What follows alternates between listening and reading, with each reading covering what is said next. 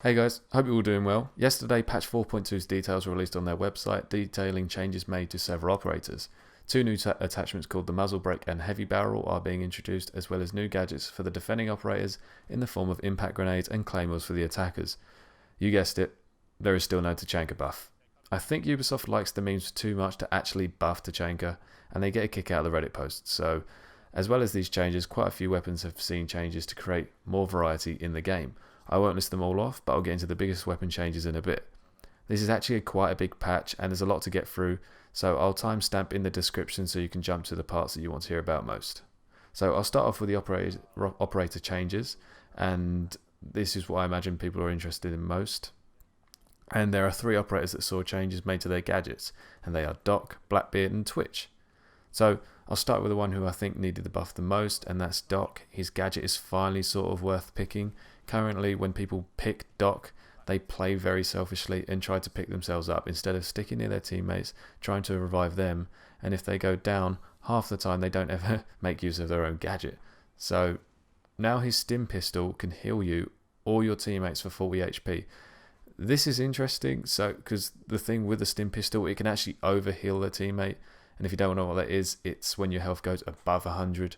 So it's a temporary effect, and it will start to decrease at a rate of 1 point of health every 2 seconds until you drop back down to 100 HP.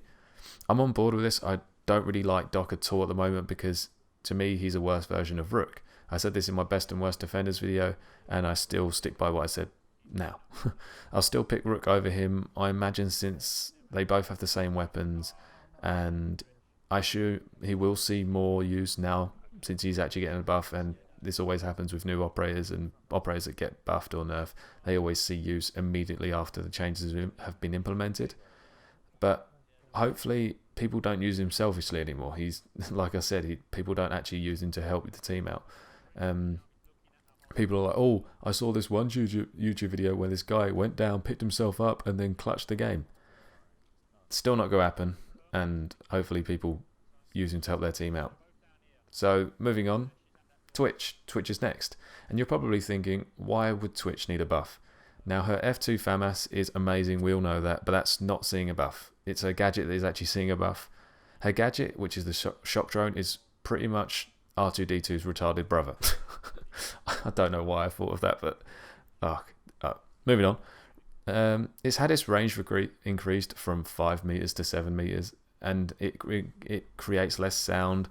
The red light on the drone has been removed, so it's slightly harder to see, and it now removes at 30% faster, so it's now at the same speed as the normal drones, which is weird because I honestly didn't know it was slower.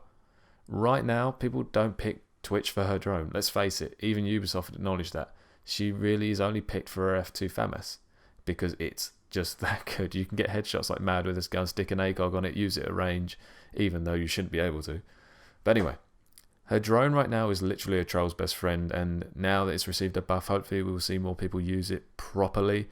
She can now also use it in the prep phase, and her two normal drones have been replaced with a second shock drone. Now, I actually really like this change. 2 shock drones instead of 3 drones in total, when 2 of them are normal and 1 of them is a shock drone, is so much better. And the fact that you can use it in the prep phase makes a drone way better, I think. Like, if what I would do now is pick Twitch, and I assume that most people are going to use her a lot more when they find out that you can use it in the prep phase, is drive around the map, take out their gadgets. I would probably stay away from the enemies and just focus on taking out their cameras because, like I've stated before, intel is key in this game, and if you can take out the cameras, I can imagine it deterring roamers, and people will probably hunker closer down to the objective room instead of spreading out around the building. You can take out the cameras, and then the roamers have less advantages, and hopefully it will deter them a bit more and slow the game down more. Up next is Blackbeard, and finally it is happening. It's finally getting nerfed. Well, changed. I actually like what Ubisoft has decided to do with this shield.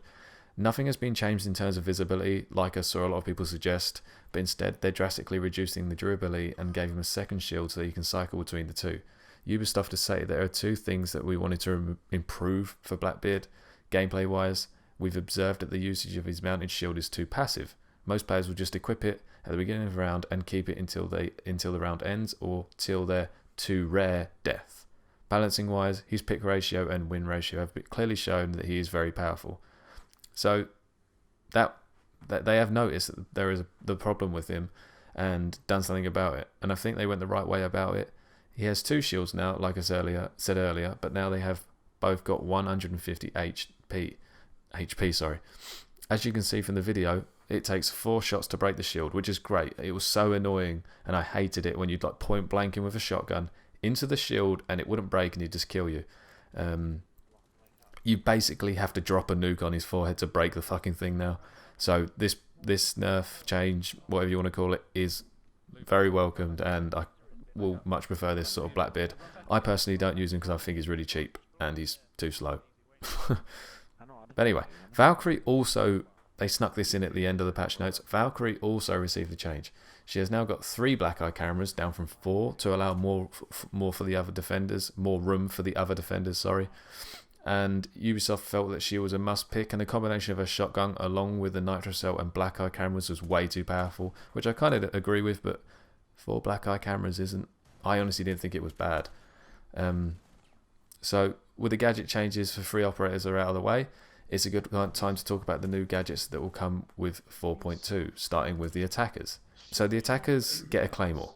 It's just one, so don't worry. The operators that will receive this, and it won't be all of them, are Thatcher, who loses stun grenades for a claymore; Twitch, who loses stun grenades for a claymore; Glaz, who loses his breaching charges in replacement of which are being replaced by a claymore; and Thermite, who loses his stun grenades and breaching charges for smoke grenades and claymores.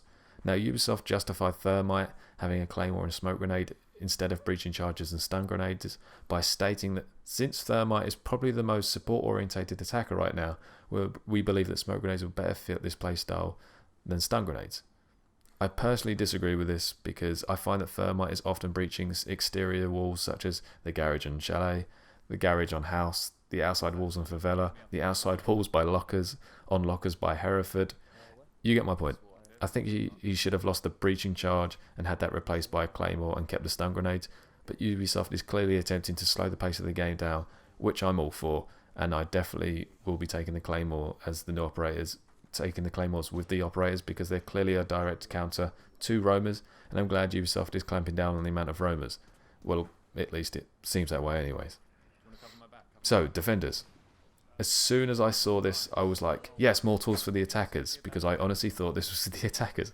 And then I realised this is for the fucking defenders. And then my mind just exploded. Okay, now, I said earlier that Ubisoft has been listening to us, but they must have selective hearing, come on. Because why on earth would you give the defenders more throwable explosives? There is already way too many operators with nitro cells. Why the hell would you introduce this? Their reasoning is, we've distributed impact grenades with 2 things in mind: reducing the overall amount of nitro cells amongst the defenders and adding more active options to defenders who mostly use their ability during the preparation phase. Right, so the problem is nitro cells, which you've identified. The problem is that they're throwable explosives. I don't get it. So the operators that are receiving these balls of death are Kavera, she loses a nitro cell and gains the impact grenade. Castle, he loses the barbed wires and gains the impact grenade. Smoke, who loses a nitro cell and gains an impact grenade. And Rook, who loses barbed wires and gains the impact grenade. So, as you can see from on screen, they don't seem as powerful as a nitro cell and they don't cause as big of an explosion. But I'm still not keen on them, so I hope they're not stupidly strong. We'll just have to wait and see tomorrow, and hopefully I'm just overreacting. So earlier on I mentioned 2 new attachments, that is the muzzle brake and the heavy barrel, so I'll talk about the muzzle brake first. So there's not much to say about the attachments, and it's a muzzle brake which diminishes the first shot recoil, putting an emphasis on precision. This can be applied to a hell of a lot of guns, so bear with me. The G36C, the R4C, the MP7, the SR25, the MK17, the CE8 SFW, the CAM-RS, UMP45, MP5, P90, AK12, OTS03, 552 Commando, 416C, 9x19S VSN, MP5K, FMG9, AR33, L85A2, 556XI, F2, 417, MPX. That was a mouthful. Okay, so that is a lot of guns it can be used on, and I can imagine this being useful on most guns, but I can imagine it being most like that. It'll be best on the OTS-03, which is Glaz's sniper, the FMG-9, the SR-25, and definitely the C8 SFW, which is Buck's assault rifle, because that gun kicks like a mule. So if you can get the first shot recoil down, his gun might actually be better on burst fire or just tap firing it. It's obviously going to be good on most guns, but they're the ones I think will be best on. And the second attachment is the heavy barrel, which can be used on the 416C, the Beretta M12, the C8 SFW, the Mac 11, P90, Para 308, the R4C, the 9mm C1, the UMP 45, and the Mark 17 CQB. When you use this attachment, your damage at long distance doesn't decrease as much, but the gun will have more recoil. This effect will vary between weapons, but will stay around 10 to 20% damage increase at long range. I can imagine this being especially useful on the Para 308 and the 416C, since they're already fairly accurate guns with low recoil, so a bit more damage at range and at the cost of recoil is fine. So I mentioned weapon changes earlier on, and I won't mention them all because there are so many changes, so I'll list off the bigger ones that I think will make a difference to how some operators are used. As you can see from the chart on the screen, you can see the before and after of the guns that will be seeing changes. It looks like in 4.2, Twitch's HK417, which is her DMR, will be the DMR to use at long range, whilst Buck's CAM RS is the better rifle at short to medium range, dealing better damage at those ranges. So to start is Rook. Rook's P90 has finally seen a huge buff and may actually be usable for the first time ever. It's had its recoil significantly reduced and now will rise at a slower rate. It will rise at 20% slower on PC and 12.5% slower on console. I like that they're differentiating the two platforms and not just doing a flat 25% over both platforms, because obviously mouse and keyboard is easier to be and more accurate with than a control. Even I can admit that, and I play on PS4. So anyway, moving on. It will reach a maximum recoil 35% slower both on console and PC. The first shot multiplier has been lowered by 25% on PC and 33% on console. In general, it's going to be more accurate and have less recoil, which should mean that the P90 will be more usable from now on. Hopefully this means that the MP5 will be more accurate of the two, which you can use to pick off headshots, but the P90 can be used up close and personal to spray down enemies. So, like I said earlier, variety. Hopefully there'll be more of it. Frost's 9mm C1 has been buffed since it was obvious that it was rarely ever used, and her shotgun is far better. It's now had its damage increased, so it's better at both close and longer range.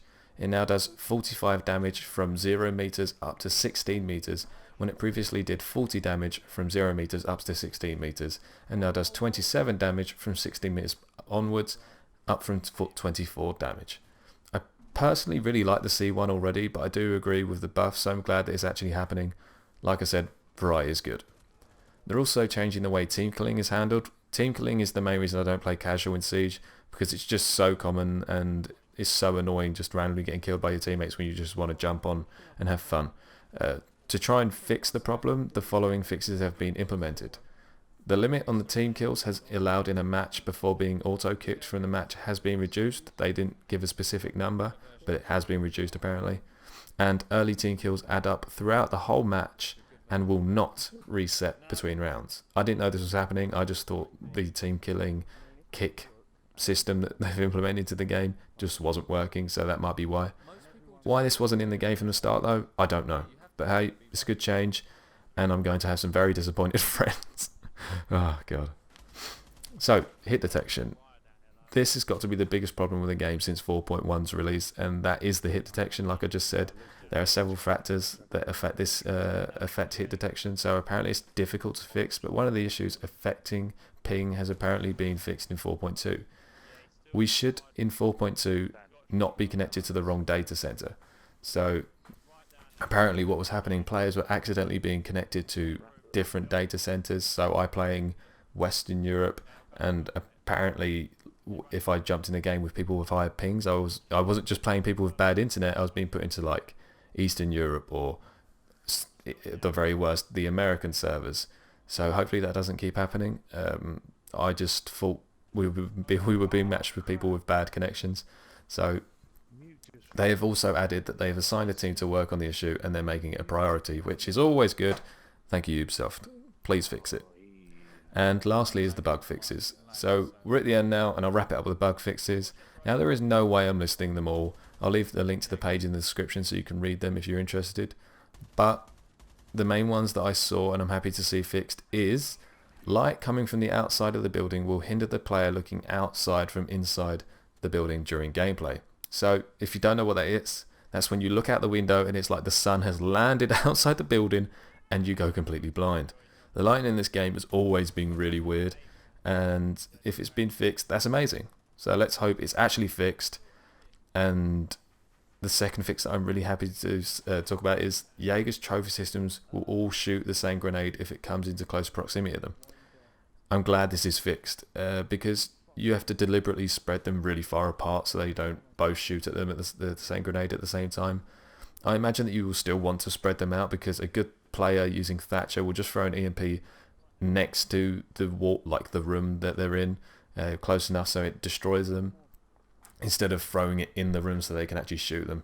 If they're running fuse, you might want to plot them slightly closer together so you can catch all of the little pucks coming into the room before they blow you up. But they are all the changes, so that is it. There are a lot of changes coming in 4.2, and by the time this video is released the patch should be out, and if not, it'll be out shortly after. I hope you found this helpful. If you enjoyed the video, please leave a thumbs up and subscribe. If you have any questions, leave a comment down below, and I'll see you in the next one.